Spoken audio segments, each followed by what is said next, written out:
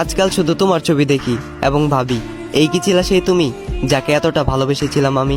এই কি ছিলা সেই তুমি সম্মানের খাতিরে মায়ের পরে দ্বিতীয় স্থানে রেখেছিলাম যাকে আমি? এই কি ছিলা সেই তুমি যে একটা সময় আমাকে বলেছিল কখনো তোমাকে ছেড়ে যাব না, তোমাকে ছাড়া বাঁচব না আমি? দেখো, এই শহরের পরিবার এবং সমাজগুলো খুবই স্বার্থপর। ভালোবাসার সম্পর্কে পূর্ণতা পেতে দেয় না, বাঁধতে দেয় না একসাথে সুখের ঘর। শোনো, চাইলেও তুমি এখানে ভাগ্যের দোষ দিতে পারবে না, কেননা সৃষ্টিকর্তা তোমাকে রিজিক দিয়েছেন, খাবার দিয়েছেন, কিন্তু মুখে তুলে দেবেন না, সেটা নিজের হাত দিয়ে তুলে খেতে হবে। আমি অবশ্যই বিশ্বাস করি সৃষ্টিকর্তার পরিকল্পনা সুন্দর, তবে তোমার পরিকল্পনাটা ছিল ভয়ঙ্কর। আমার কথাটা একবারও ভাবলে না, ডুবিয়ে মারলে আমাকে বিচ্ছেদের সাগরে।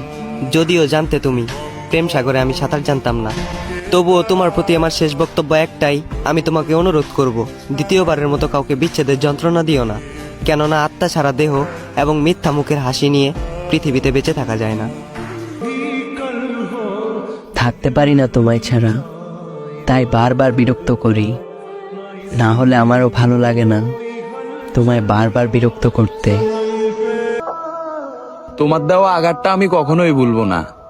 তুমি যদি ভেবে থাকো আমি তোমার উপর জিদ করে আসি, তাহলে সেটা তোমার ভুল ধারণা। আমি তোমাকে ঘৃণা করি, তার মানে get out of my life. তোমারে ক্ষমা না করার জন্য যদি আমার জাহান্নামে যাইতে হয় যাব, তবুও তুমি ক্ষমার অযোগ্য।